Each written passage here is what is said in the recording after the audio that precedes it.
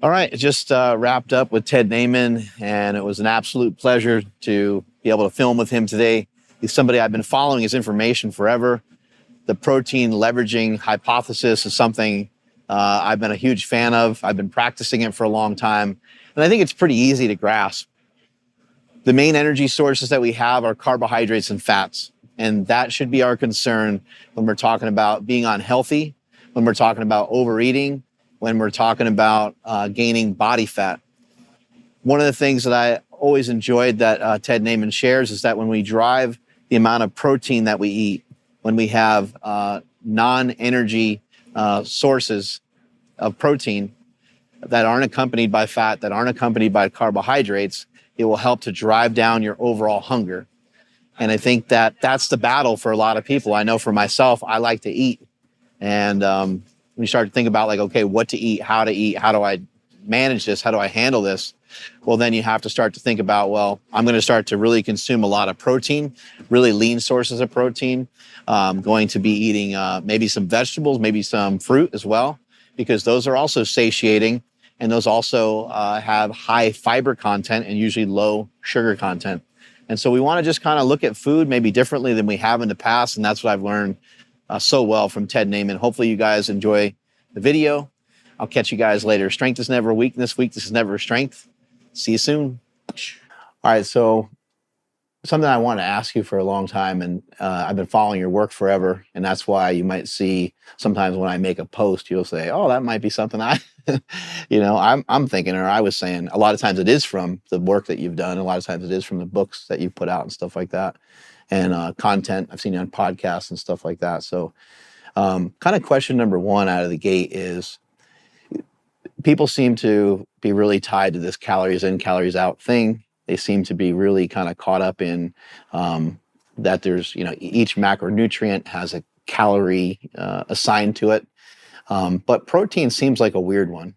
And I would even go a little further and say that I don't know how much we know about fats. I don't know how much we know about carbs either, because sometimes carbohydrates are accompanied by fiber. And sometimes there's, just for lack of a better term, sometimes there's weird types of fat. It seems like stearic acid is a little bit different than other forms of saturated fat. It seems like the fat that's in orange roughy doesn't get digested the same way. So there's some unique properties to not only the food and the calories, but within a macronutrient. But protein seems to be like almost a sacred haven. And it almost seems like a freebie, but I don't know if we can go that far and say that it like doesn't count as a calorie. What are some of your thoughts on that? Yeah, no, I totally agree with what you're saying. Protein is unique because it's these 20 amino acids, and no matter what you eat, they're all broken down to the same thing. And so there's not a lot of mystery there. There is some mystery with protein, though, however, because while some amino acids are essential and some are non-essential and some are conditionally essential, like sometimes they're essential, we still don't exactly know who needs what and when. Like there are times where you might need more of certain amino acids. So there are some unique settings with the different amino acids. But like you said, fat, there are so many different fatty acids, it's a little bit confusing. And I still think we're kind of in the dark ages as to, which fats are extremely good and extremely bad. I mean, it was fairly recently in terms of nutritional history that we figured out that trans fats were like, pure evil. Right. So here you've got a fatty acid that's just slightly different, but it's extremely bad if you look at outcomes. And so, yeah, there's a lot more mystery with fats. Half of our little keto carnivore crowd thinks that PUFAs are just pure evil and are about to nuke your mitochondria or whatever. And then your traditional doctors are like, oh, saturated fat is clearly the worst thing anyone could ever eat ever at all. And so there is a lot more, I would say, mystery or unknowns when it comes to fatty acids. And then carbs are pretty simple. It's basically, either you digest it into glucose or fructose or some other simple sugar. Or you've got fiber, which is a little bit more complicated because there's so many different kinds and we don't know what the microbiome does with those. But back to the first thing you said about calories, right? So I'm with you. Protein, because it's used structurally and functionally and not really as an energy source, What do you mean? Can you clarify that a little bit? What do you mean by structurally? Right. So your body is mostly comprised of protein and minerals. If you look at what is in your body. There's very little carbohydrate, right? You have a couple hundred grams in your liver and muscle. There is a fair amount of fat, but in a lean person who has ideal body composition, your whole body, your structure is mostly protein. And then functionally, if you look at all of your hormones and your molecules and your different functional components of your body, they're mostly proteins as well. So the structure and the function of your body is mostly protein. And then if you look at what most people are burning for energy, it's very predominantly carbs and fats. Fat at lower intensities, just walking around. Carbs at super high intensities, sprinting. And then some smooth mixture of the two, depending on your activity level and how many carbohydrates you're eating. Because if you eat more, you have to burn those first. So, but protein, it's weird that we give it a caloric value when your body is not really burning it for energy. Unless you're radically overeating it and has to, because it has no place to be stored. So to me, it's weird that calories get assigned to protein at all. It's weird that fiber is really assigned any calories at all because it's so variable as to how many calories you could extract from it, possibly zero. So in my perfect world, fat and carbs would have calories and protein and fiber would not. And that's kind of, when I wrote the PE diet, it was like, okay, try to eat more protein and fiber, less carbs and fats. And it really comes down to the satiety you get from protein and fiber is off the charts, and the actual caloric value you get is horribly low. The thermic effect of protein is so high that you can't really get that many calories from it to begin with. It's extraordinarily difficult to convert protein into fat to the point that it almost never happens. So basically, I would like to see carbs and fats have calories and protein and fiber have no calories. And then I'd love calories. I would be all over calories. That would be great. Yeah, protein is just a fascinating thing. And I've kind of made the statement before that I think that protein is 0 calories, especially for those of us that lift, because you can kind of make an argument that we might even need it more. Right. Where you're constantly breaking down, like we're breaking down protein, then we're eating protein, we're breaking down protein. So to me, it's like a net zero, kind of the way that my smelly science works. No, I'm with you. Yeah, like protein should be calorically free. I totally agree. That would be. We have to watch out what it accompanies, right? Like what comes along with the protein, because a lot of times, in most cases, unless humans got to it and we got rid of the skin and we have a chicken breast sitting in the grocery store, most of the time most proteins are going to come along with some fat. And I think that maybe you and I were on a similar path as well, maybe years ago. We're like, well, if you just don't have the carbs, you're probably okay. But then maybe we didn't realize, like, well, if you start eating like buffalo wings and hot dogs and the top of the pizza without any of the bread and stuff like that, you can end up in a real caloric surplus and maybe even causing like a lot of damage from a cardiovascular standpoint. Yeah, no, right. It's the fat that comes along with that protein. It's like how many fat grams did you have to eat to get that protein? And a lot of people think peanut butter is a good protein source, right? And then, I'm sure you're walking around, 8% body fat and you're eating like PB Fit or powdered peanut butter or low fat something, mixed with water. And the average person is like, oh yeah, I got some protein today. I had like peanut butter on my toast, so that's protein, right? Or they had like Yoplait yogurt, which is like going to have some fat and some sugar. Yeah, mostly more sugar than a candy bar, and then the fat's not optimal either. So yeah, absolutely. I think there's a lot of confusion as to things people think are protein are mostly fat. Like your cheap hot dog is just predominantly fat. It might be, 15, 18% protein by calories. So I think there's a lot of need for education as to, what's protein, what's fat, where the spectrum is between the two. And a lot of people don't know that. You do start to run into, when I start to think of leaner sources of meat and just leaner foods in general, you do start to get into kind of a financial pickle a little bit. Like it can cost more. Like I love Piedmontese beef, but it's not for everybody. It's not inexpensive. Grass-fed, grass-finished beef might have a better amino acid profile. It might have a better fat profile. It might have less fat. Might have less saturated fat. Like it might have all these pros, but unfortunately it might price people out of the opportunity to have it. Yeah, absolutely. And I'm a big fan of Professors Raubenheimer and Simpson, these protein leverage hypothesis guys. And they did this cool study where they basically graphed out the price of every single thing in the grocery store. And it was just linear with protein content. Like the more protein in a food and the more higher protein percent or pure protein with less carbs and fats, the more and more expensive it got. And all of your just super high protein percentage foods are extremely expensive. Your lobster and your shrimp and your skinless chicken breasts and the ultra lean ground beef. And these are just way, way, way more expensive. And the reality is every grocery store on earth, everywhere you go, the ultra lean ground beef is at least 1.5 times more expensive, if not twice or more expensive than the ultra cheap, the cheapest thing you can get, the like $2 a pound, 70-30, which actually has a shockingly low protein percent. It's so diluted with fat that nobody's getting closer to their goals with that. And that really screws up, I think, people who are like trying to go carnivore. They're like, okay, if I just eat meat, I'll be fine.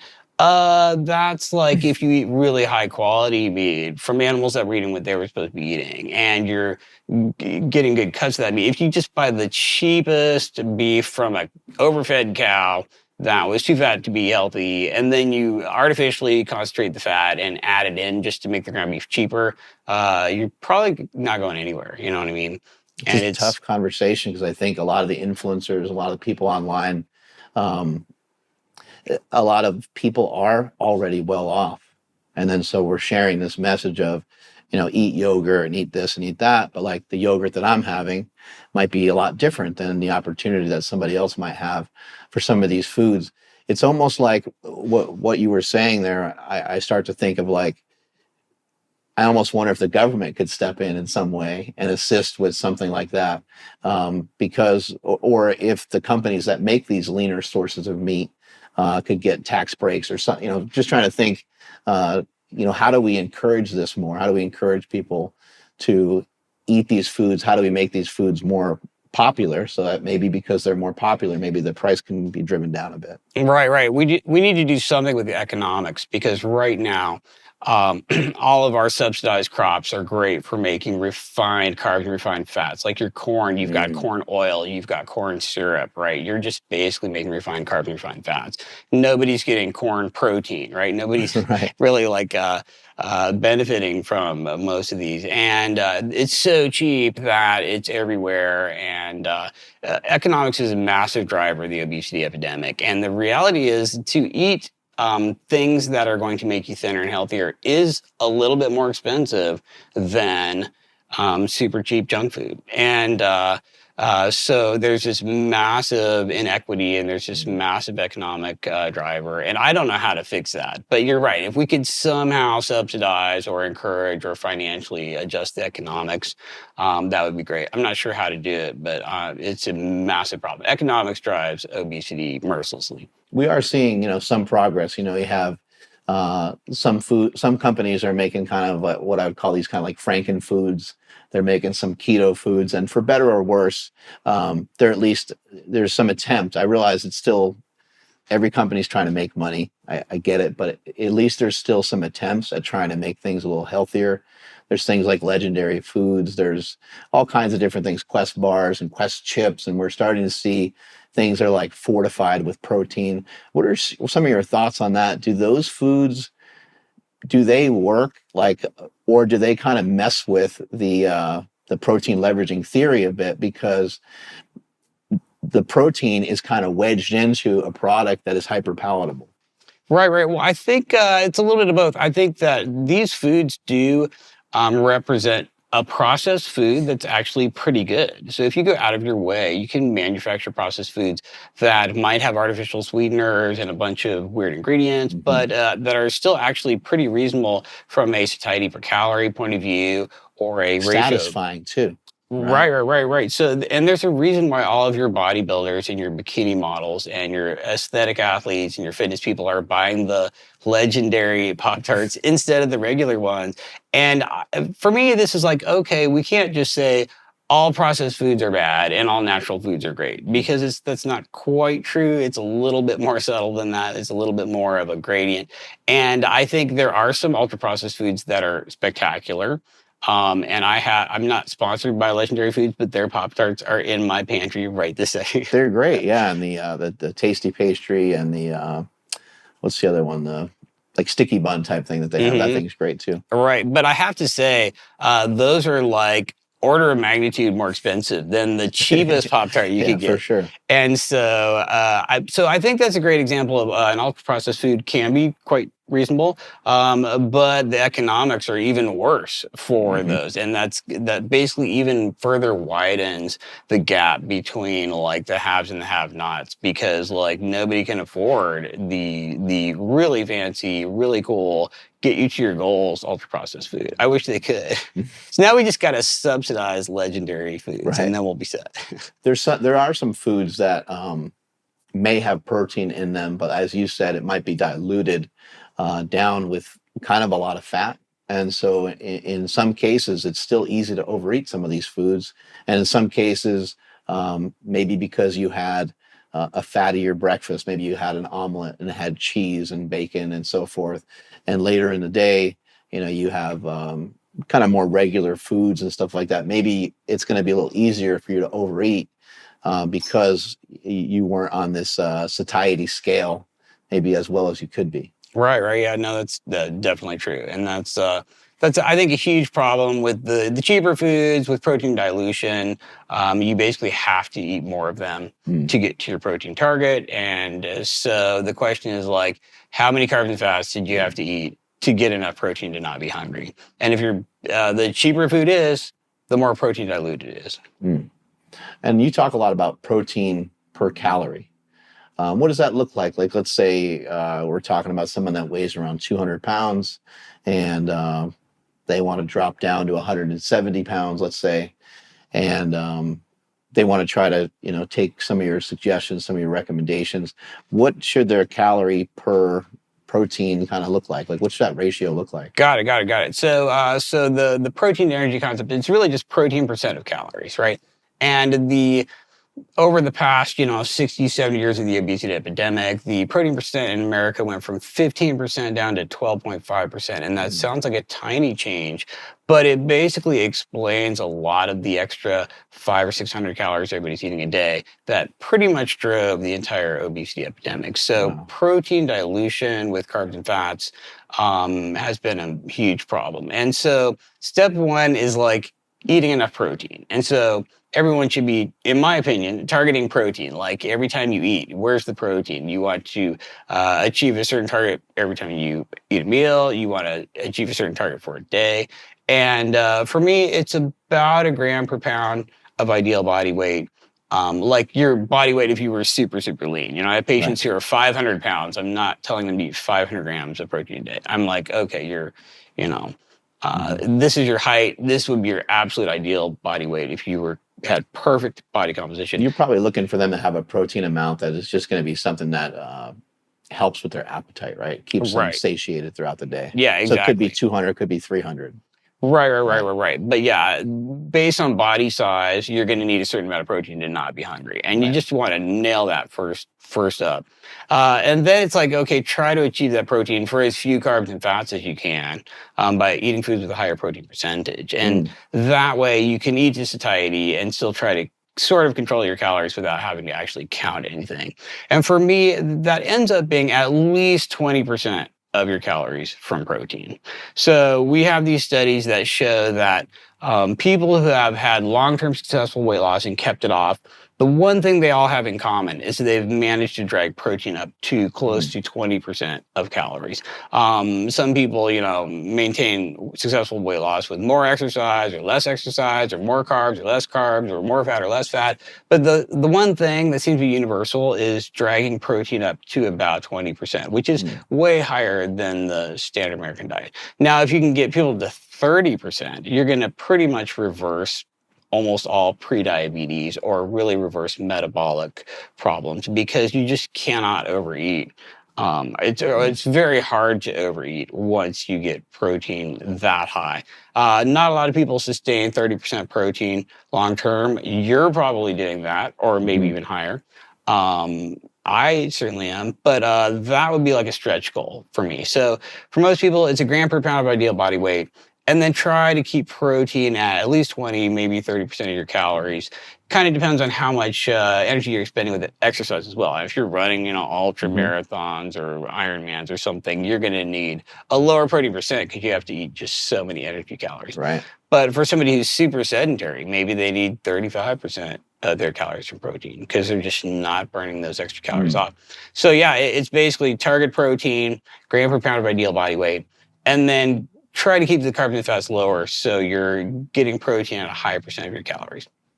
So your carbs and your fats are basically our energy source, and protein is really not. What about something like protein turning into glucose in the body? Like you hear people talk about that all the time. Like if we eat too much protein, it's just going to magically like turn into sugar. Is that sort of how it works, or does it work differently than that? Well, so basically, you can't store protein. You have no storage for protein, which is why every single day the most important thing to eat is protein, right? You can live without any carbs. You have tons of stored fat. But if you don't eat protein every day, some of it is coming out of your lean mass. You will be losing some. So protein is most important to eat daily. And you also can't really store it. Like the only place it's stored is in your lean tissue that you kind of don't want to lose. So for that reason, if you do overeat protein, you do have to burn it off because you can't store it anywhere. Your body rips the nitrogen off of it, deaminates it, and then you've got this carbon skeleton that you basically cobble all the carbons together, and you can make some of them you can turn into a fat, some of them you can turn into a glucose essentially. But eventually, you'll take the carbon skeleton of the amino acids and burn it as you would a carb or a fat in your mitochondria. And so it's not true, though, that it's just turned into glucose. Like you can put on your continuous glucose monitor and eat Thanksgiving dinner and have 2 pounds of turkey, and your blood sugar is not going to go through the roof. You know what I'm saying? So you are burning those carbon skeletons from the amino acids because you can't really store them. And one thing I really respect about you and I think is a little different than maybe other people that people might be following, is that you are at a hospital and you are dealing with people that are, you mentioned to me, sometimes they have a copay of just like $10. You're dealing with people that don't always have the economics behind them, and you're trying to arm them with the tools that don't cost a lot. And I think when you break down a lot of what you've been talking about over the last couple of years of, look, let's just figure out how to get through each day without a crazy amount of fat, a crazy amount of carbs, but let's nail the protein down. I think that's such a simple message.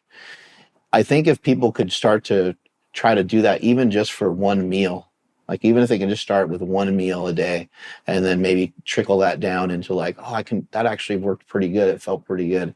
Let me try to kind of get momentum with that and work on that for the future. What are some things, like, it sounds like you're not demonizing any foods. It sounds like you're not saying like, hey, you need to, get rid of these things. But in my opinion, a lot of times, especially with people that are heavier and some people that I've helped over the years that have been sick and compromised, it has been easier to tell them like, no, man, like you just, we need a departure from some of these. Some of these things are just shitty for us.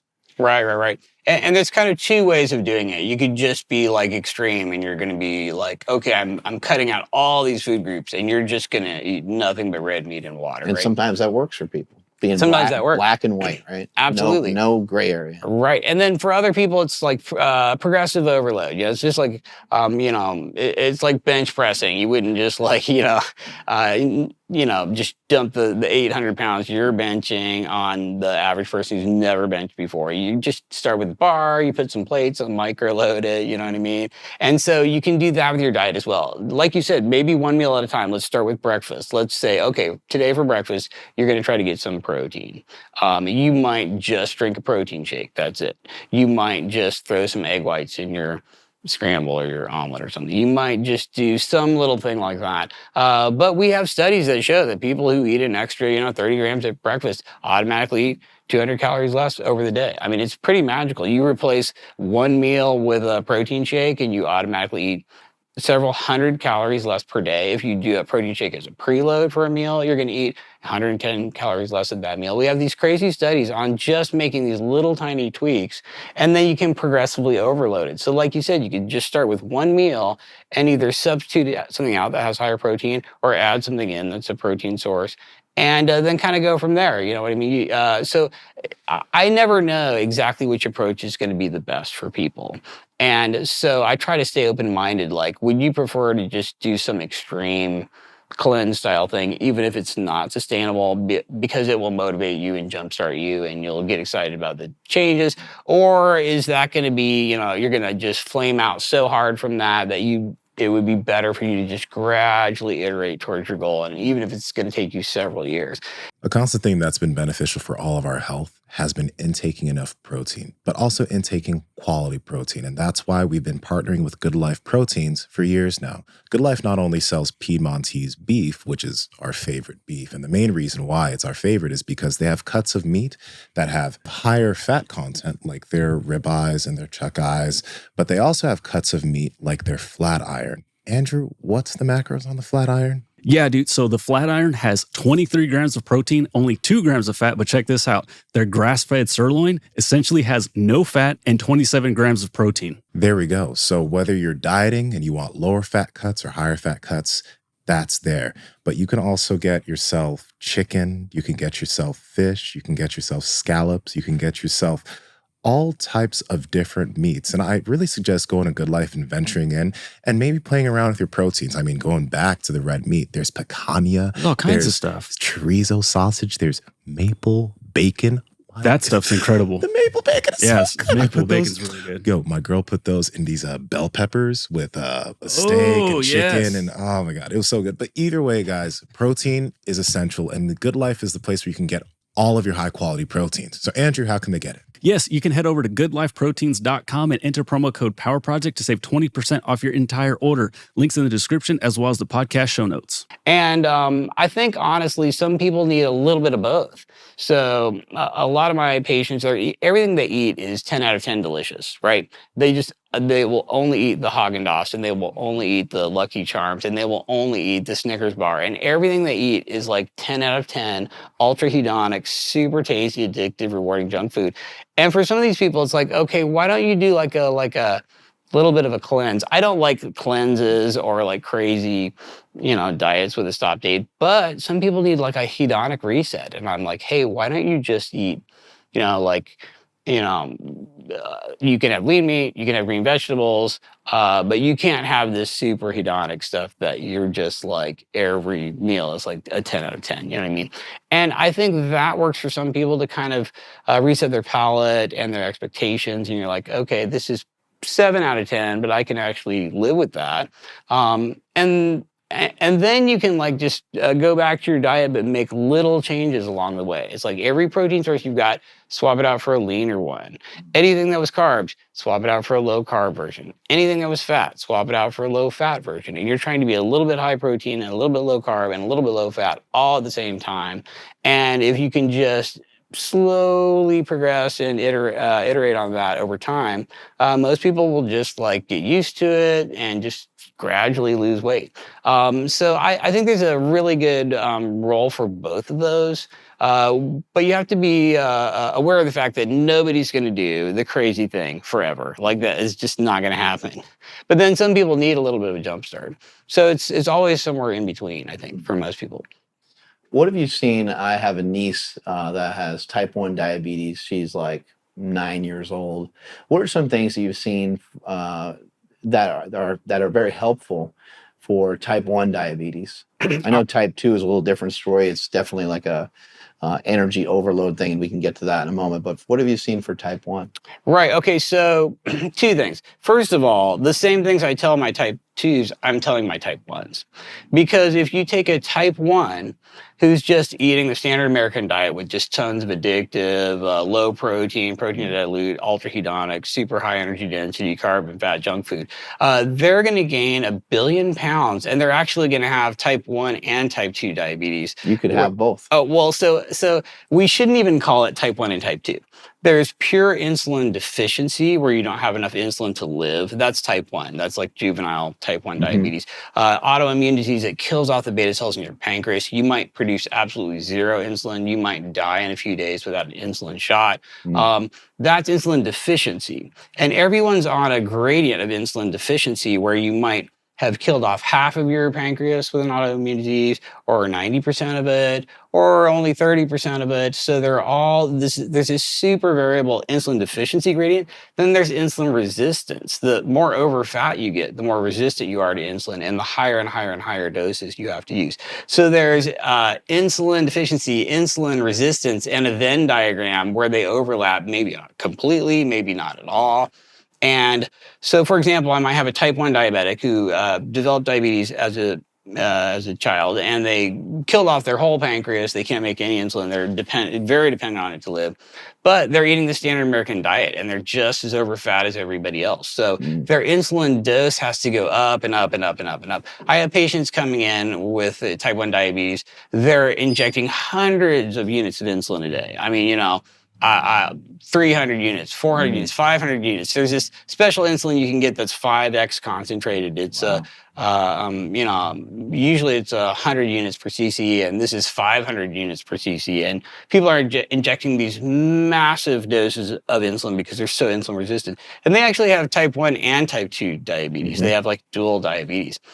But then I have type 1s who get on this like high protein, satiety per calorie, high fiber sort of thing. And they're just eating lean meat and green vegetables, and they're totally ripped and jacked. And these people's insulin requirement gets lower and lower and lower and lower and lower. The average human might need 24 units a day of insulin from their pancreas. And while I've got the super overweight type 1s injecting hundreds of units a day because they're that insulin resistant, I've got these ultra lean, ripped and jacked type 1s who maybe inject 20 units a day for a whole 24-hour day because they're super insulin sensitive. So the diet really can have a huge impact. I think maybe in the past we haven't heard people say that often when it comes to type 1. Absolutely. It's massive. It gets your doses lower and lower and lower and lower and lower. Eating right and being super thin gets your insulin requirement really, really low because you're super insulin sensitive. Also, the more cardio you do and just burning glycogen and glucose from your muscles, you can lower your blood sugar without insulin with exercise. So your type 1 who's just doing tons of cardio has even lower insulin requirement. So I have marathoner type 1s who have flawless body composition, doing absurd amounts of cardio, and might be literally living off 20 units of insulin a day, and which is unheard of for a standard American diet, overweight type 1 who's usually using 100, 200 units of insulin a day. And it's the law of small numbers. So like Dr. Bernstein, he's that famous super low carb dietitian who has type 1 himself. And he has this law of small numbers where if your carbohydrate inputs are really low and your insulin inputs are really low, your fluctuations are really low. And so all these type 1s following Bernstein's plan, which is just very high protein, very low carb, lots of exercise. Sounds a lot less dangerous. Oh, yeah. It's like you're just super flat all the time. You don't get the highs, you don't get the lows. But man, I got these people on these crazy mega doses. They'll just eat hundreds of grams of carbs and inject hundreds of units of insulin. And they're on this roller coaster that's super dangerous. I mean, at the lows, you could literally die. At the highs, I had people, I'll draw their blood in lab calls, and it's like, oh, critical blood, I have blood sugar 600, 700, 800. Usually if it hits about 900, you're going to slip into a coma and then die unless somebody does something about it. And then on the flip side, some people are just super low because they injected hundreds of units of insulin. So there's this crazy roller coaster of insulin deficiency, insulin resistance, and tons of carbohydrates and junk food in the diet where you just have all sorts of chaos. The more junk food carbs you eat, the higher your spike after you eat. But then the more excess fat you eat, the longer it stays elevated. So it might be super high like 12 hours later or the next morning or something. So the goal is with diabetes is to be as thin as you can, as insulin sensitive as you can, have as more muscle and less fat. And that's the same thing I tell my type 2s. That's the same thing I tell someone who doesn't have diabetes. I was going to say, maybe everyone should kind of eat as if they have diabetes already. It all just fades away. And you want the same damn thing for everyone who walks in the door. You want perfect body composition. Everybody who walks in the door needs more muscle and less fat. Period. Whether they're type 1, type 2, insulin deficient, insulin resistant, just your average person trying to optimize. It's this constant Sisyphean struggle to have more muscle and less fat. And you do that by eating more protein, doing more exercise, and eating fewer carbs and fats by targeting satiety per calorie and eating lower energy density carbs and fats that are more filling for fewer actual grams of carbs and fats. Trying to figure out ways of keeping yourself full so you're not overeating. What are some, like, for the carb lovers out there, what are some top carbohydrates that have a good satiety rating? Got it. So there are tons of carbs that are awesome. So like look at sugar, for example. 100 grams of sugar is 100 grams of actual carbohydrate, right? You have to store it somewhere. You might not even have room for it. But something like raspberries, which is like this amazing super elite carb, which has tons of weight and volume and fiber and water. 100 grams of carbohydrate is 5 grams of carbohydrate. Right? Of actual glucose that you 100 grams of raspberries. Right. 100 grams of raspberries is 5 grams of carbs. Wow. Versus 100 grams of sugar is 100 grams of carbs. So like when it comes to storing all that, which you have to do, there's a radical difference there. So like, something like a strawberry is, 100 grams of strawberries is maybe 10 grams of carbs. So you could eat 20 cups of strawberries, and that's 100 grams of net carbohydrate. So that's absurd. 20 cups of strawberries. You're not hungry for the rest of your life. I don't even think I could do that if I tried. So berries are at the absolute pinnacle for me for like good carbs, like a high satiety per calorie carb. Absolutely love berries. Honestly, most of your fruit is pretty damn good. I like berries are great. I like apples, a lot of soluble fiber, pretty I'm good. not too worried about like this nonsense about fructose. So fructose is only bad in overfeeding, right? Anyone who's eating at calorie maintenance or below can eat quite a bit of fructose without it doing anything bad to them. Now, the second you're overfeeding someone with fructose, it's very bad. Saturated fat in overfeeding is terrible. Fructose in overfeeding is terrible. Saturated fat and fructose together in overfeeding is super, ultra, mega terrible. But if you're hypocaloric, if you're under your calories, you can eat fructose. It's no problem. Now, fructose is pure empty calories, right? You don't need any fructose in your diet. It's just calories you have to burn off. But if you're adequately getting protein micronutrients and you filled in the calories you need to just do stuff, then fructose is perfectly fine in a isocaloric or hypocaloric state. It's only bad in overfeeding. So you got fruit, you got, you mentioned earlier, vegetables. Those are kind of a freebie as well, right? Right. Now, some of your vegetables are a little bit carbier, but as long as you don't add any fat to them, they have a pretty good satiety per calorie. So that's always the trick. It's like bread or something like that might not be that bad for you, but like, what are you going to put on the bread? Right. A potato could be great for you, but like, what are you going to what do we put on that potato? Exactly. So potatoes, like personally, I cut potatoes into discs or French fry shape, and I throw them in the air fryer with basically no fat at all. And they're spectacular. I mean, they're really, really good. Crazy high satiety per calorie. If you just boil them, it's even higher because you have all that water. So boiled potatoes, you cook and cool boiled potatoes. You've got resistant starch. You've got a ton of extra water. The satiety per calorie is actually quite good. Now, there's no protein. There's very little protein in potatoes. So it would have to be a side dish to a protein source. But for like an energy source, potatoes are just fine. I like tubers. Carrots are spectacular, right? You have to eat 18 pounds of carrots to get 2,400 calories. Like for your average person, caloric intake, 18 pounds. Good luck. I mean, you're literally going to turn Like a orange. horse. Yeah, you just can't do it if you try. So I like tubers. I just don't recommend adding a bunch of fat to it. Because like you said, you make a baked potato, a loaded baked potato with your sour cream and your butter and your bacon, and by the time you're done, this is like 1 trillion calories, and you're going to eat way more of it too. You're going to eat way more loaded baked potato than just your air fried potato. That's pretty boring. So, but yeah, for carb sources, fruit is my favorite.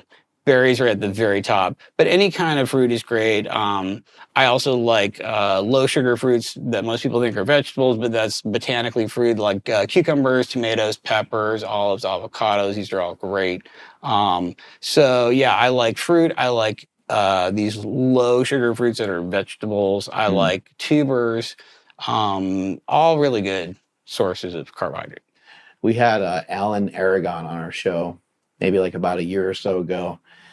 And when we asked him about protein, he said that there's some studies where it just seems like the protein just like disappears. Like there's no there's no explanation. You know, they have the people are always talking about the energy, right? The energy that comes from like protein. And he's like, in some cases they added 500 calories from protein and it didn't yield any extra body fat. And this same thing with, I think he said up to 1,000 calories. And he said from some of the conversation around these studies was the scientists don't know sort of what happened to that energy. What do you think's going on with stuff like that? Have you Right. heard of Yeah. some of these studies? Yeah, Dr. Antonio did one of these studies. They just took a bunch of people and dumped 1,000 extra calories of protein on top of their existing diets. It was like, keep eating what you're eating, and then just drink 1,000 calories of whey on top of it. And what ends up happening is the thermic effect of the protein is so high that you use at least a third of it just processing it all, right? And then as for the rest of it, you have other thermic things that happen. Your non-exercise activity thermogenesis, because people fidget more. They just like, they're warmer. They're literally hotter. Yeah. They feel warmer. Some people in the study, Maybe you work out a little harder. Right. I You know? believe some people in the study felt warmer as one of the side effects, if you want to call it. They have more spontaneous movement. They're just burning those calories by moving around because it's very difficult to store that as fat. And so I think that you could theoretically design a study where you're just gavaging a rodent in the lab with just infusing them with protein to such an extent that they could actually make a little bit of fat out of it. But you're just never going to get a free living human or really any animal to ever overeat protein to the point that they're going to get fat from it. So ad lib diet, you just cannot add enough protein to make people fat. That's just not happening. Yeah, it's so fascinating because so much of our food has gone in the opposite direction. You know, the food is hyper palatable. It's super easy. Pizza, ice cream, sandwiches. And again, a lot of these things, they don't have to be bad, but even like pizza and ice cream, those combinations are so easy to overeat and they're not going to make you full. And I guess if you can learn some self-control, maybe those things are options for people as they're losing weight. But from what I've seen, that seems to be tough. And one of the things I always thought was very useful from what you teach is sometimes you'll say, I don't think it's a great idea to try to lose weight with these foods that made you fat in the first place. Yeah, there's a huge addictive component that we don't really talk about. So yes, protein dilution has driven a lot of the obesity epidemic. And yes, increasing energy density and decreasing fiber and processing has played a role. But I think that personally, the biggest driver of all is this hedonic reward, dopamine spiking stuff that really drives overeating forward. It's 8 p.m. and you're pairing up the TV with your favorite thing to eat, your favorite show and your favorite thing to eat. And your favorite thing to eat is not going to be a chicken breast and broccoli, most likely. Right. And some people get such a massive brain reward from that the rest of us can't even relate. And I think if you watch something like My 600-Pound Life and you see people just absolutely overeating these junk foods, it really feels like pure addiction to me. Honestly, I do a lot of addiction medicine. I've been a Suboxone provider since it came out, so I do tons and tons of opioid dependence and substance abuse and alcohol use disorders and dependency and to me, a lot of my patients who have severely uncontrolled diabetes, even though they know what to do at this point, it just feels like a pure addiction to me. And so for a lot of these people, they do have to be ultra careful with these hedonic foods, almost like an alcoholic with alcohol. You know what I mean? It's so much harder because an alcoholic can just never buy alcohol, never order alcohol, never drink alcohol, but everybody has to eat. You have to eat all day, every day. And so if you get this massive brain reward from these hedonic foods, that's really, really tricky. And for me, it does actually come down to harm reduction. Just like I might be giving Suboxone, to somebody who has opioid dependence, I'm thinking the legendary Pop-Tarts are like the way to go for some of these people. It's harm reduction, right? You're like, okay, I am going to be eating these delicious foods, but I'm just going to pick one that's a little bit less delicious and dopamine spiking, but it's going to get me closer to my goals. You know what I mean? But then again, you have two approaches. You can go I will just never eat these foods again, and I'm just going to eat non-hedonic, boring, bland foods forever, and I will never eat a donut, I will never eat pizza. A little bit unrealistic. And then you got the harm reduction model, which is like, okay, I'm going to eat the legendary Pop-Tarts instead of the real Pop-Tarts. And I tend to favor the harm reduction reality method a little bit more, where you are going to eat these sometimes, and now you just got to pick your battles. I also like to front load people with enough protein and fiber and low energy density carbs and fats that they have a fighting chance when the hedonic foods come around. You know what I mean? Right. If you ate like a 10 egg white scramble and a pound of asparagus and a whey shake and a legendary Pop-Tart, you are going to be able to get a dozen Krispy Kremes and just eat 2 of them instead of all 12. Because if you didn't eat all the other stuff, you're eating the whole freaking box. You know what I mean? Right.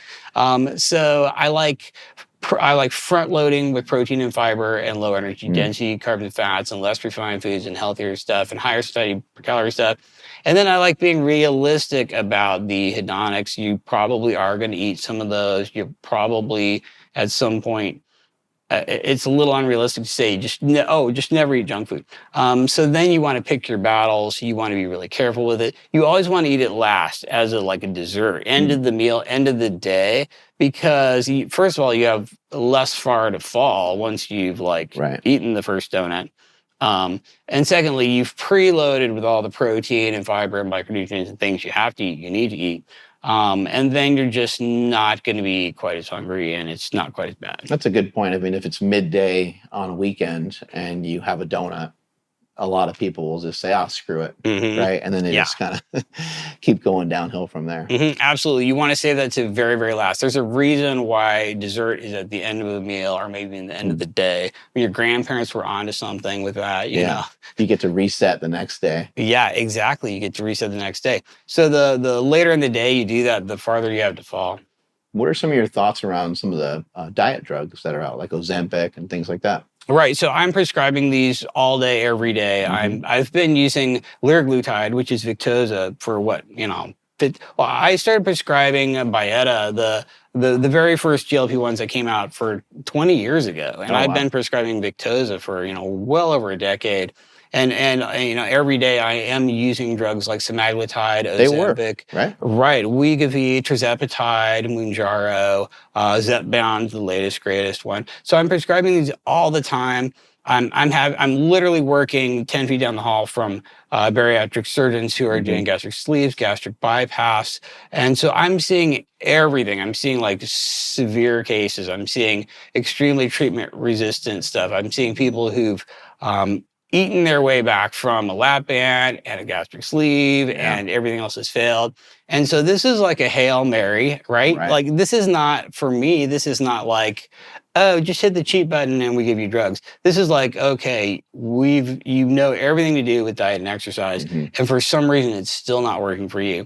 And then we throw in the drugs. And to be honest, these have been great. I have patients who Both their parents are morbidly obese.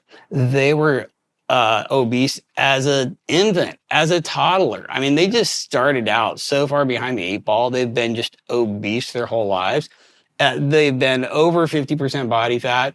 When they get down to like 40% body fat, they're just as hungry as I am when I'm cutting down to like 5% body fat. Right. It'd be like me walking around stage lean all the time.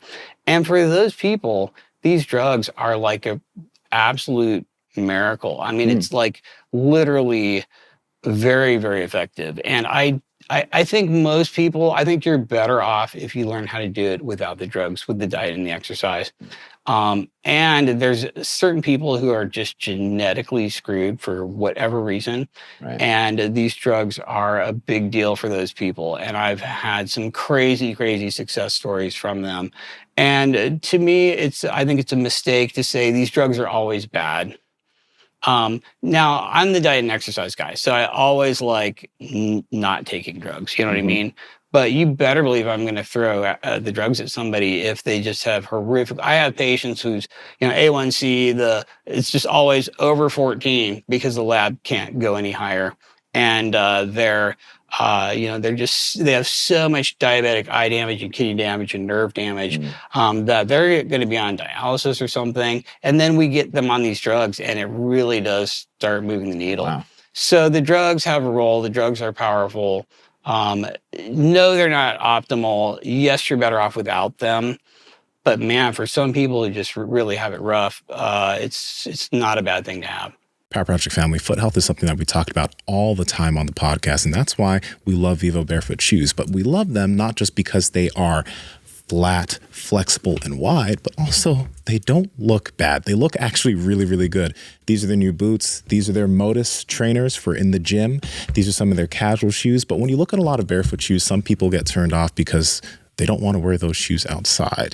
And that's understandable. That's very understandable. But with Vivo, these shoes look so good, and they're so good for your feet that they're almost a no-brainer. So, well, they are a no-brainer. Andrew, how can they get some of these kicks? Yes, you guys got to head over to vivobarefoot.com/powerproject, and you guys will receive 15% off your order. Again, vivobarefoot.com/powerproject. Links in the description as well as the podcast show notes. What about just people utilizing it from a cosmetic standpoint?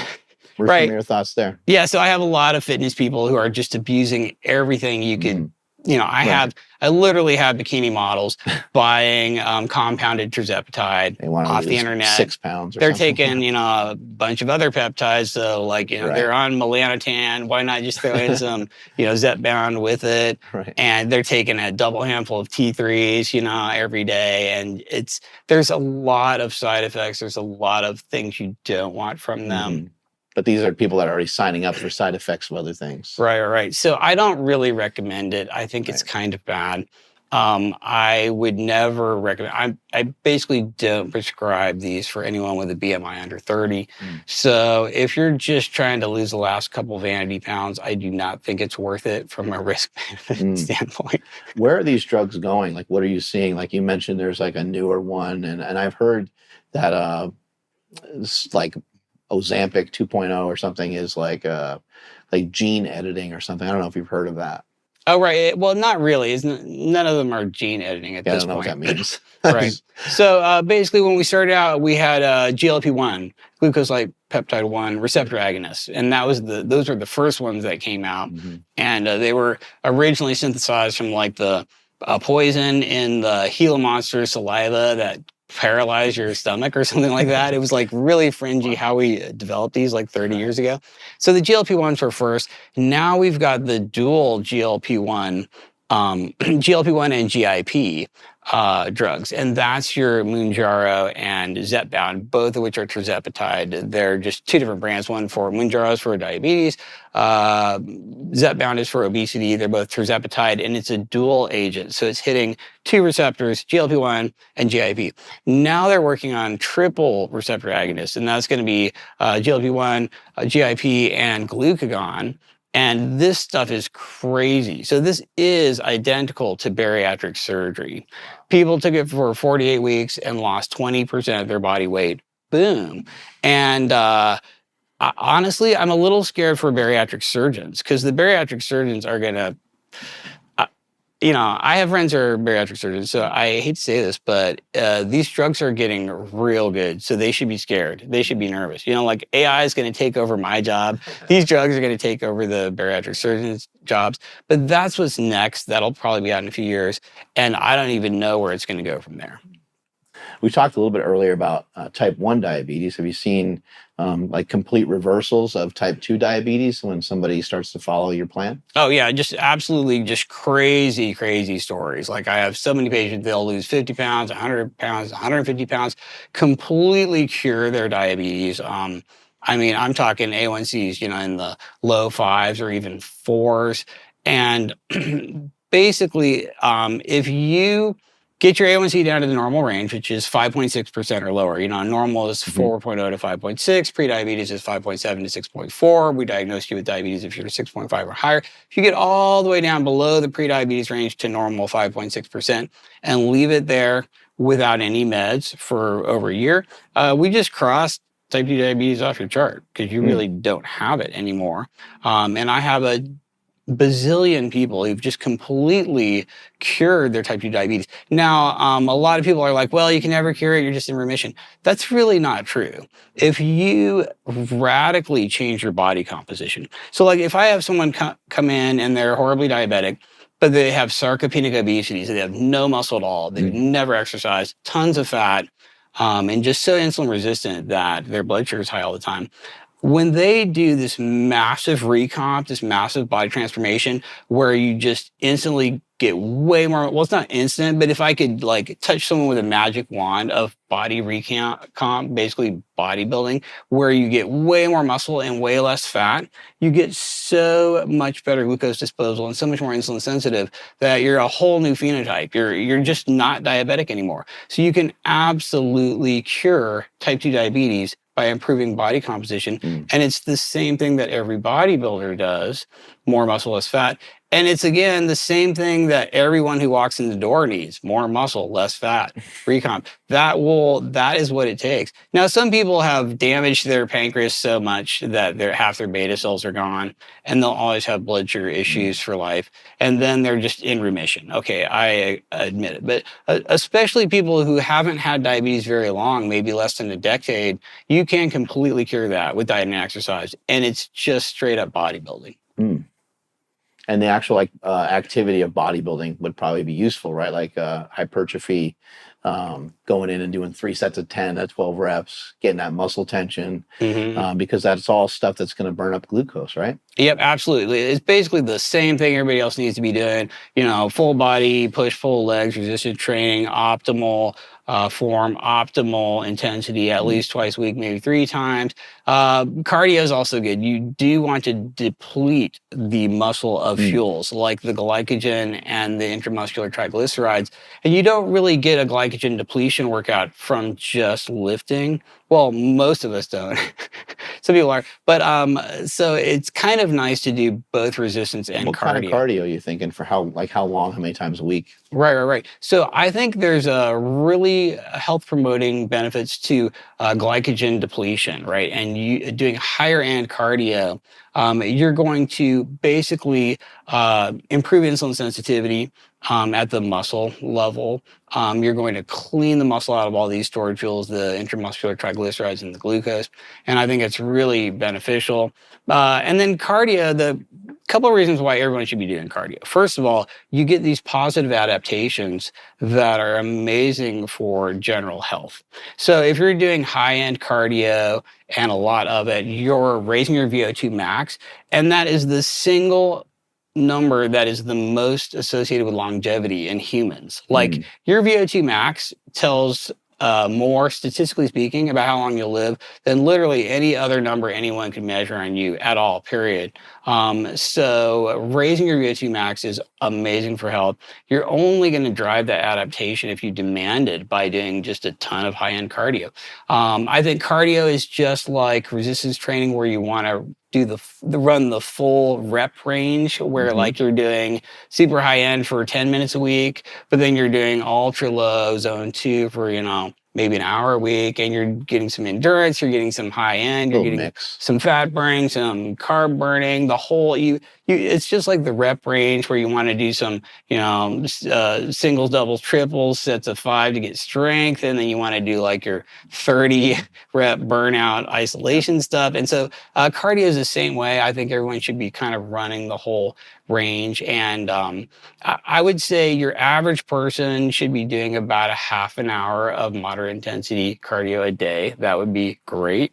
I mean, more is probably better. Nobody's doing more than about an hour for any length of time, long term, statistically speaking, if you look at studies. But yeah, half an hour cardio, lifting to failure at least twice a week, that would be a really good place for most people.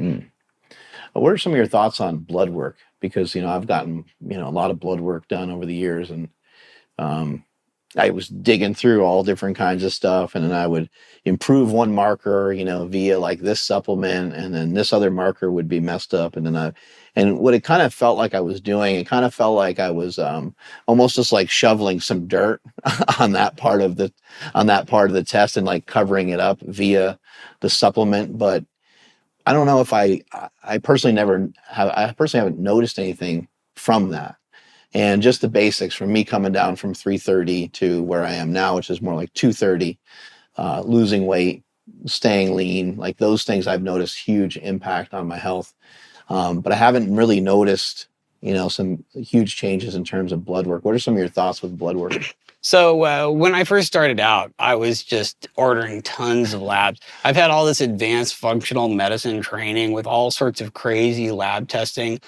And the longer I do this, the less and less lab testing I order. And it just really, most of it is just not evidence-based, doesn't really change outcomes. It's just, at the end of the day, everybody needs to be eating more protein, eating more micronutrients, doing more cardio, doing more resistance training, getting more muscle. And supplements are very, very unhelpful for most people. Like your average person is not going to benefit from most supplements. They're not evidence-based most of the time. You're not going to run into an actual deficiency state where benefit has been shown for most people most of the time. So I'm not really sponsored by like any lab companies or any supplement companies because I'm not a huge fan. Like I really honestly don't take any supplements myself. There's a very tiny handful that are really going to be helpful for the average person. I'm not doing a bunch of weird, obscure lab tests because it's just not that helpful. You probably have taken a lot of supplements over the years, though, too, just to try them and to kind of see, right? Or I have taken some, but I haven't really found any of them to be beneficial for me, so I haven't taken any supplements long term. And I have very few supplements that I recommend for most patients because they're just not that evidence based. The if you really compare it with placebo and look at the statistics, like most supplements are pretty much worthless. So there are edge cases. Vitamins and minerals in that category as well? Right. I would include vitamins and minerals. There are edge cases. And even there, you're probably better off getting the micronutrient the way you're supposed to. Like, vitamin D. Most people with low vitamin D actually just have insulin resistance. Insulin resistance chews up your vitamin D. So you're going to have low D when you're insulin resistant. And we haven't proven that just taking pills helps that. Do you know what the mechanism is behind that? I actually don't. I don't know. But insulin resistance and low D are associated together. And there's some sort of causality there. And it's actually reverse causality in that insulin resistance gives you low D. It's not that your D is low and now you're insulin resistant and you need to take more vitamin D. Basically, everyone with insulin resistance is going to have low vitamin D. Not everyone, but most people. Yeah, the vitamin D thing is kind of messy because, it's called vitamin D. But like what it is in the body it's different. I don't think you can just take vitamin D and then magically have that number be elevated and notice the same health benefits as somebody that's just getting sunlight and getting more natural forms of vitamin D through their food and so forth. Right. So people with normal D have good body composition. They're getting sunlight. They're eating a nutrient-dense diet. And low D could be a problem with any one of those, and taking the pill is not going to fix it. And that's pretty typical of like most supplementation. Like you'd be better off just getting whatever it is from your food. Now, there are some edge cases. I have patients with pernicious anemia, and they have low B12 all the time because they can't make the intrinsic factor that your stomach releases to actually bind the B12 and absorb it. And then they really do need a sublingual B12 or B12 shots. And so there's definitely edge cases where I am prescribing supplements, recommending supplements, checking things out. But I've usually detected that from just some basic, boring labs, complete blood count, comprehensive metabolic panel. So I'm not doing a ton of fancy lab testing. It's just not that value added most of the time. And I've found that the less people really understand it, the more labs they order. So I hate to throw your fresh naturopath right out of school under the bus, but these people just shotgun every obscure lab out there, and it's thousands of dollars of testing. That is basically not that helpful, or maybe even completely worthless. Sometimes sub-worthless, because they'll see little things that are borderline high or low, and they have you do something to react to that was never really a problem to begin with. And then people are just chasing their tail. And then, like you said, you're doing one thing to cover up something else, and then you do your labs again and it's different. And so honestly, you just get so many weird findings that you almost be better off not knowing to begin with. You know what I'm saying? Yeah, and you just get worried about stuff that probably just is sort of irrelevant. You see people do this with their sleep too. If someone's like, "Oh man, I suck at sleeping," and it's like, "Well, what's your, you have symptoms?" Or it's like, "Well, no, I only sleep 6 or 7 hours a night." But if you feel okay from that, then you're comparing your sleep to somebody else's sleep, which we know is always a problem. Right. And there's 8 hours for an adult. That's very unrealistic. Almost no one is sleeping that much. And in fact, if you look at it associationally, that's actually kind of bad. You don't want to be sleeping too much, because that's associated with Alzheimer's, dementia, and all sorts of things. So if you feel good and you're only getting 6 hours a night, that's probably okay. There are a lot of people who only get, the average adult in a first world country is sleeping, maybe 6.5 hours a night. And if you feel okay, that's probably all right. And trying to overdrive that somehow might not be that helpful. What do you think is the place for people to start? What you're mentioning protein a lot. Where do you usually start when you have somebody that maybe doesn't have much of an understanding of health, nutrition, fitness? Yeah. So on the diet side, protein's always first. And it starts with protein awareness. I'm like, okay, just for one day, I want you to count up how many grams of protein you ate. Just look at your label, count the grams of protein. And people are just absolutely shocked. I mean, breakfast is the worst. People will eat breakfast and they have 1 gram of protein for breakfast. They it's ate just a bagel or something. Disgusting. Yeah, breakfast is absolutely the worst. Most people are doing okay for dinner, really bad for lunch, and absolutely criminally horrible for breakfast. That's the typical pattern. But it starts with protein awareness. It's like, hey, count your grams of protein. And people are like, oh, wow, I really am only eating, 48 grams of protein a day. And I'm like, okay, do you think that's going to give you, the body composition you're looking for? And so it's protein awareness first, just by counting your grams of protein. Then it's like, okay, now try to get 30 grams of protein with each meal. Maybe 40 or 50 grams if you're a bigger, male. If you're a big dude, you're going to want to eat even more.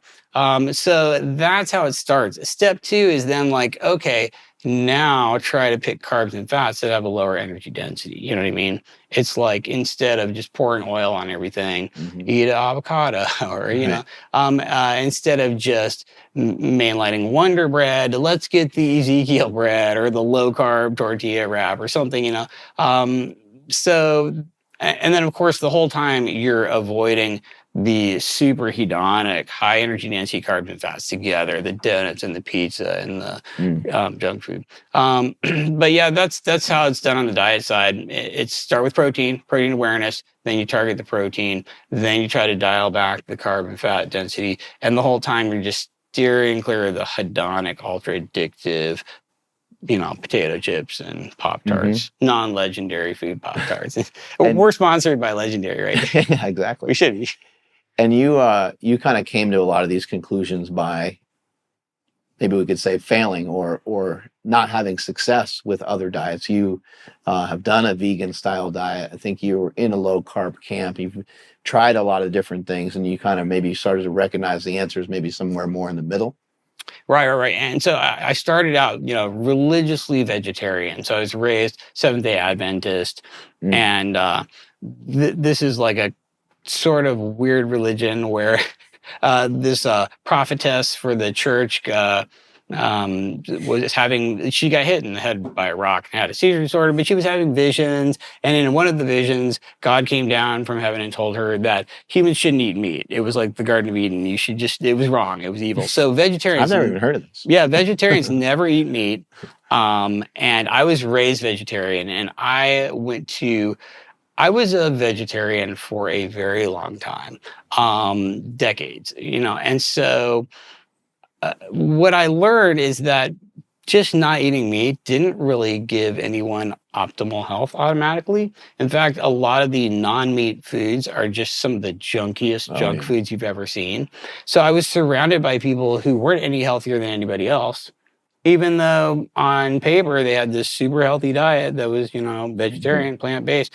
So that does not necessarily work for people. Yeah. So I've also tried to be religious about other diets. So I was religiously paleo and low carb and keto and carnivore and you name it. And then what I realized is that, just blindly, dogmatically being religious about any one of these is maybe not as optimal as just realizing what's driving the success from all of these and then mixing them all together and then just being a little bit higher protein, lower carb, lower fat, lower energy density. And I've been there, tried that. I fell down the same paleo, keto, carnivore, whatever,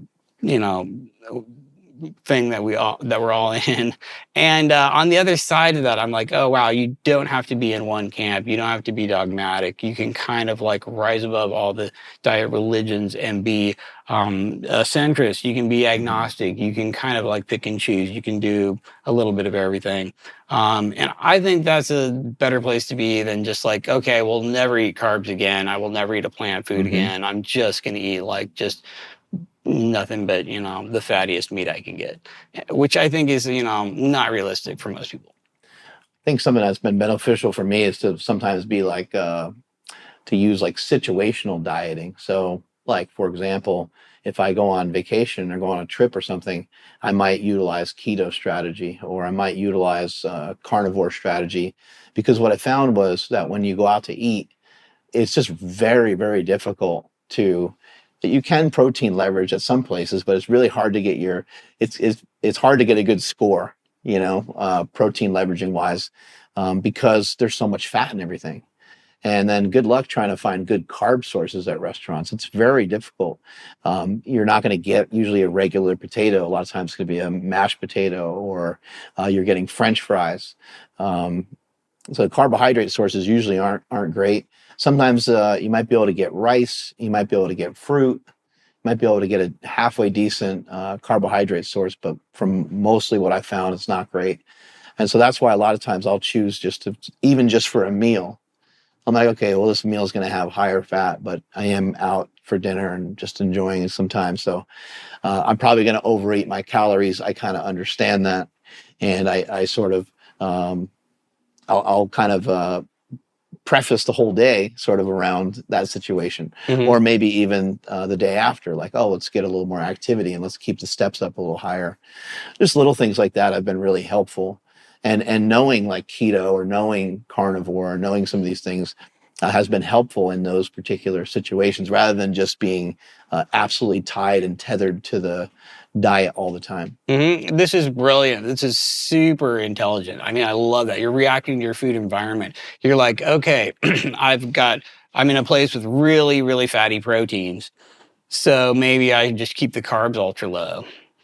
Brilliant. Absolutely love it. Or I've got super lean proteins and tons of carbs everywhere in my food environment. So I'm just going to do the ultra low fat thing. Eat like a bodybuilder at that point. Yeah. Right. Exactly. Or if all you've got is junk food, maybe you're going to plan for that by fasting the whole day until then.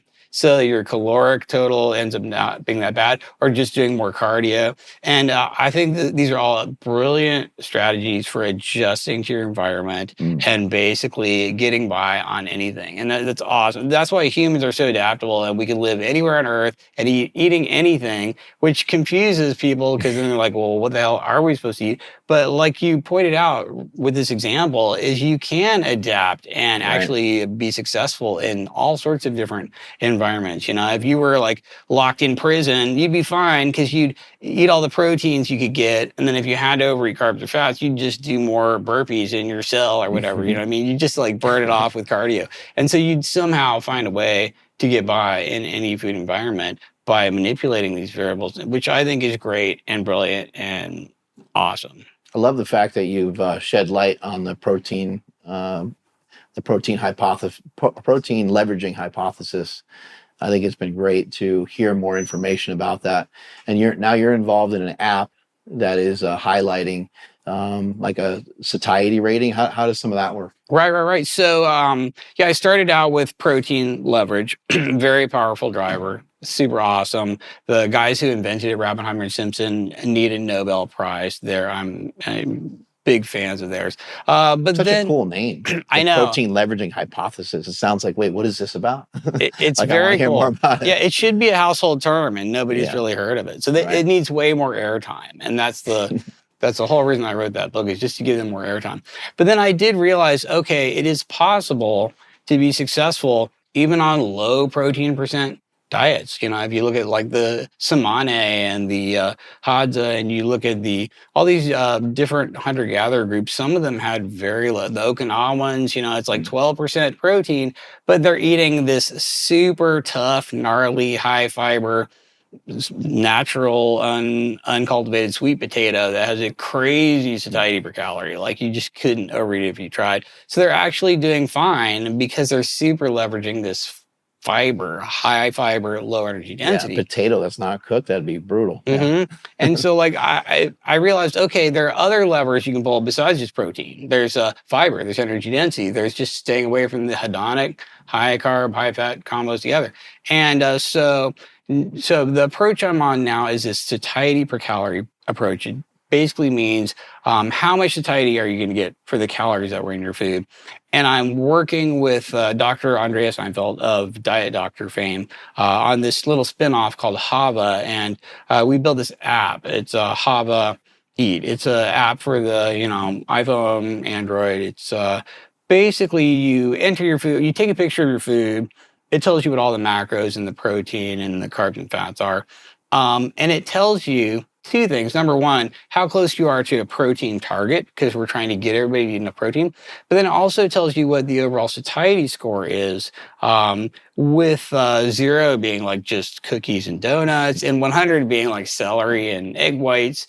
And the goal is to not be too low or too high, but be somewhere right in the middle, around a 50. So you take a picture of your food. It's like, oh, great. This was, 40 grams of protein and a satiety score of 50. That's perfect, right? And you're going to hit your protein target for the day, and you're going to stay under your calories, not by counting calories or restricting calories, but by just eating food with a reasonable satiety per calorie. We're not suggesting anybody track calories because we don't know how many calories you're going to burn every day. Maybe you just sit immobile on the couch all day long and you never move and you need 1,800 calories. Maybe you're just doing tons of Ironman triathlon training and you burn thousands of calories a day. We're not going to actually tell anybody how many calories you eat. It's just pick a food that's going to be in a satiety per calorie range where you're going to automatically stop eating when you're full and not get too many calories. So it's just like, okay, target protein, look at the satiety per calorie of your food, which relates to energy density, fiber, weight and volume, net carbs, how many grams of fat, how hedonic it was, like high sugar, salt, fat, carbs and fats together are going to be super hedonic and give you a lower satiety per calorie score. But that's what we're working on, and it's really pretty cool. It's very agnostic. It kind of rises above all the diet camps and the tribes, and it's like picking and choosing a little bit from all the diet camps are right about something, and we've just combined it all into something that's agnostic and neutral and centrist and works, and you can actually pull one lever more than the other, just depending on your preferences. your book, Protein versus Energy, I believe that's the name of it, right? Oh yeah, it's called the PE diet. Mhm. PE diet. So the PE diet I found to be super useful because it had, I'm not one to like sit there and like read page after page after page. And so this was really helpful for me because it's a picture book. Right. It's a lot of infographics, but the infographics really get the point across. And I want to touch upon a couple things that you said in there, but like one of them being that if you want to burn fat, don't eat carbohydrates. But if you want to burn body fat, don't eat carbohydrates and don't eat dietary fat. Exactly. So that's a really interesting statement. And obviously you're not saying like, don't eat any carbs and don't eat any fat, because that would not be great, because we know what can happen if you mainly just eat protein. And if you're trying to get 100 as your score for satiety just with protein all the time, that could be to your detriment, right? Yeah, you'd be starving out of your mind. So yeah. So in the book, The PE Diet, I'm looking at the ratio of protein to non-protein energy in your diet. And there's definitely a too low where you're going to overeat, but there's definitely a too high where you're just starving out of your mind. And every bodybuilder, the week before, on your show prep, and you're just eating like egg whites and cucumbers, right? White fish or something. Yeah. Right. It's just you're just so hungry for energy, calories, like carbs or fats. You just rip somebody's head off if there was donut inside. You cannot live that way. It's absolutely terrible. So there's definitely a sweet spot on this protein to energy ratio. And the book is basically just looking at this ratio and trying to really just have one goal higher than before. Like you look at where you were and you just try to be a little bit higher. You know what I mean? Thank you so much for your time today. I really appreciate it. Where can people find you? Where can they find out more information? Oh, great. Well, thank you so much for having me. It's great to talk to you. Yeah. You can find me on the socials at Ted Naiman, X and Instagram. You can check out the book I wrote, The PE Diet, just pretty much anywhere books are sold. It is mostly a picture book. Like people are like, are you going to put out an audio book? And I'm like, no, the word count's like 100. It's like just pictures. Come on. So there's no audio book for the PE Diet. I'm working on a new book, Satiety per Calorie. It'll be out hopefully sometime this year. But you can check out the app if you go to hava.co. And this app is on the Google Play Store. It's in iPhone App Store, and it's just pretty cool to play around with. You can get it free 7 days and just like take pictures of your food, see what the satiety score is, and you're like, oh hey, donuts are 0, and my egg white scramble is 100. And so it's just I think like somebody like you doesn't need it because you already know this stuff. Like you could just walk in the grocery store and it's like ones and zeros, like the Matrix. Like you know exactly what's in all your food. But the average But it has person, been helpful though. It has like that kind of stuff's been helpful. Even just hearing you talk about like energy toxicity, like, oh, well, it's still really easy to overconsume food. Even like for me, like I've been on keto diets and stuff before, but then I would like have like a cheat day and I would like way overdo it and stuff like that. And I'm like, well, that's not healthy either. And then so you start to bring together different ideas. And when you bring together different ideas and you're on a diet that's more well balanced, then you don't feel the need to have that day where you massively overeat. And so a lot of the work you've done has been super helpful. Oh, well, thank you so much. I really appreciate it. But yeah, you can just check me out on the socials or the PE Diet. And and thank you for all your contributions. Love the podcast. I'm a regular viewer. And so it's just great to talk to you and be on again. I really appreciate it. Great. Strength is never weakness. Weakness is never strength. Catch you guys later. Bye. If you enjoyed this episode, which I know you did because you got this far, then click this one right here because you'll enjoy this one just as much.